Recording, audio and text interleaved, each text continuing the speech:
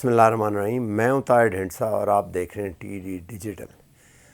America के इस इलाके से निकल जाने के बाद जो वैक्यूम क्रिएट हुआ था, अब वो तेज़ी से फिल हो रहे हैं, इतनी तेज़ी से कि लोग एक्सपेक्ट नहीं थे करते। और दुनिया में, और ख़ास तौर पे इस रीजन में, पूरी दुनिया में भी, बट ख़ास तौर पे एशिया और अफ्रीका में और यूरोप में भी किसी हद तक, बट अफ्रीका और एशिया में बड़ी तेज़ी से चेंजेस आने शुरू हुए हैं।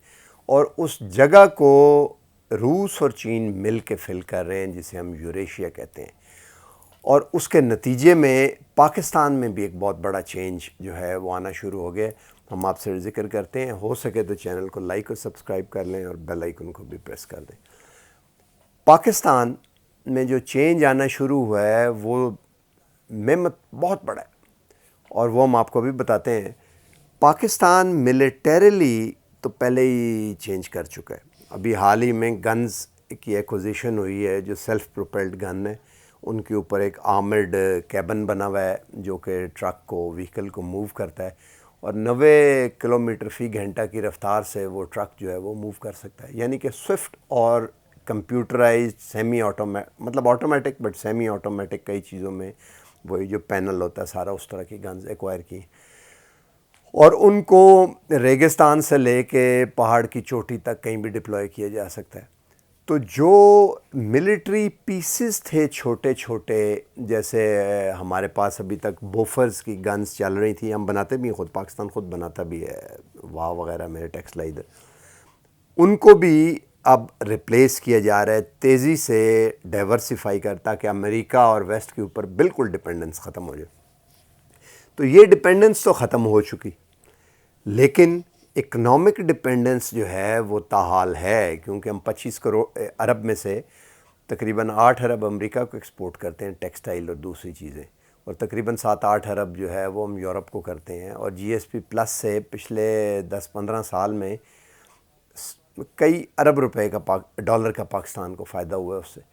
तो वो भी एक तलवार लटकी हुई थी, क्योंकि फेटिफ की ग्रे लिस्ट और आईएमएफ का अप्रूवल ना होना और रेटिंग सी हो जाना और C+ हो जाना या B हो जाना, ये सारी ऐसी चीज़ें थीं जिससे इवन स्टैंडर्ड एंड पुअर्स और मूडी की रेटिंग से वो सारा, और फिर इन्वेस्टमेंट की सिक्योरिटी सारा तो वो एक तलवार लटक रही थी।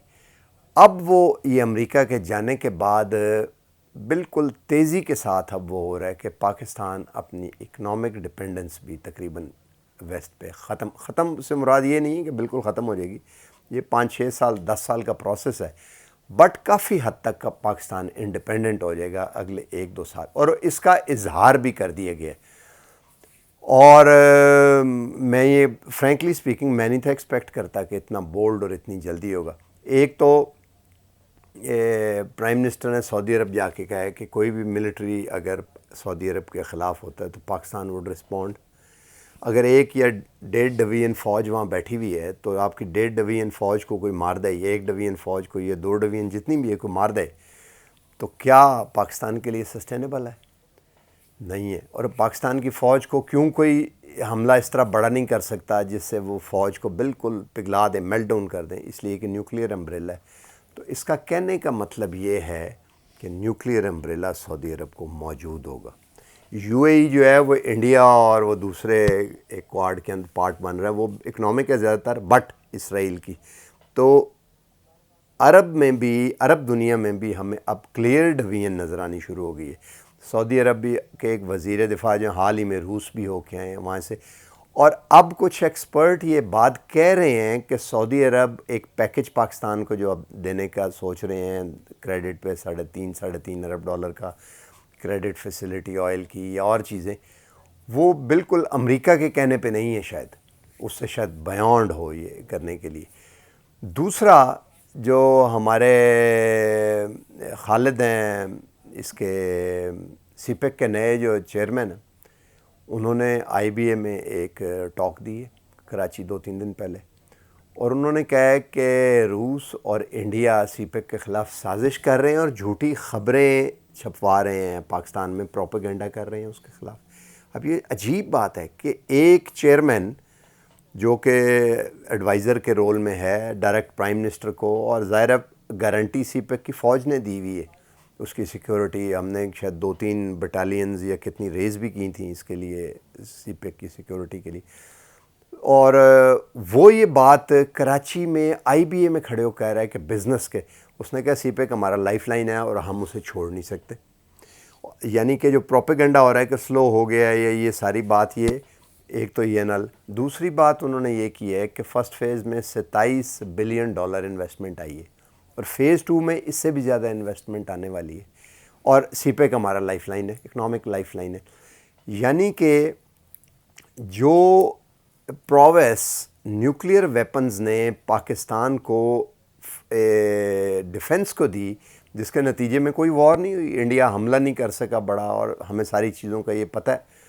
اور میں جسٹ تھوڑا سا جلدی سے وہ جنہوں نے سنا انہوں نے خود سنا، انہوں نے آگے بتایا، اور وہ کہتے ہیں کہ جب وہ راجیو گاندھی کے ساتھ ضیاء الحق گئے وہاں پہ، تو انہوں نے کہا کہ دیکھو ہمارے پاس یہ ہیں، غلطی نہ کرنا. یہ میں بھی ایک سولجر ہوں، مجھے پتہ ہے کہ تم نے لائیو اسلحہ ایشو کی ہے.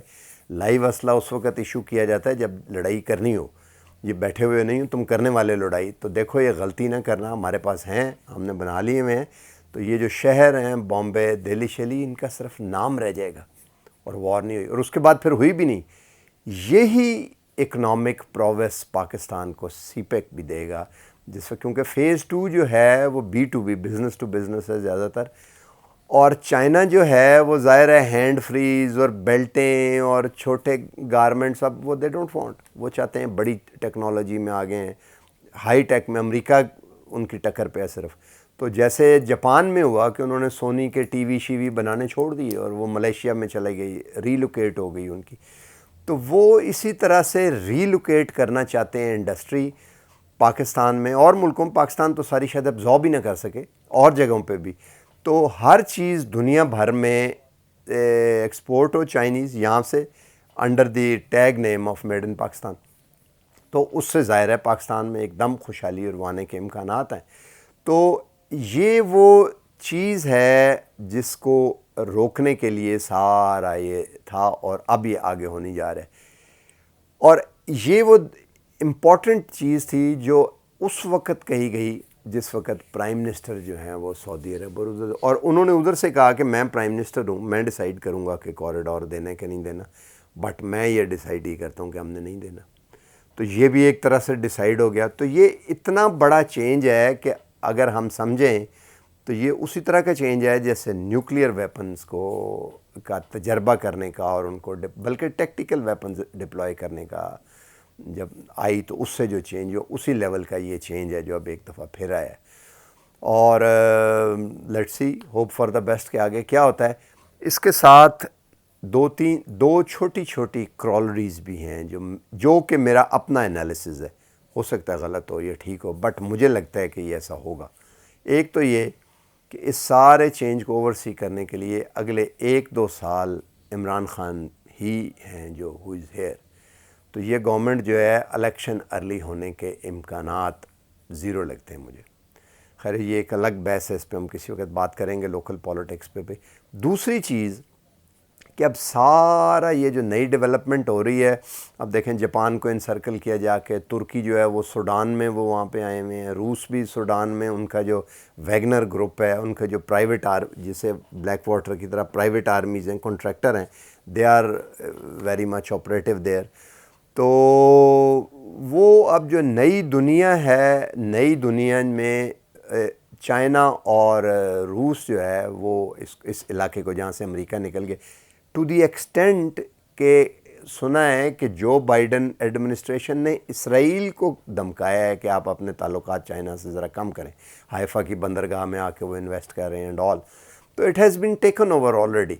تو دوسری پیشن گوئی میری یہ ہے کہ سونر اور لیٹر انڈیا جو اس وقت امریکہ کا حلیف ہے، مار کھانے اور ٹوٹنے پھوٹنے کے بعد، یا شاید مودی رجیم کے چلے جانے کے بعد، سونر اور لیٹر انڈیا بھی اس پورے حصے کا پارٹ بنے گا، اور کشمیر کا ایشو بھی جو ہے حل کرنے کے بعد، اور شاید ہو سکتا ہے کہ اس وقت پاکستان اور انڈیا کے تعلقات بھی کسی حد تک درست ہو جائیں.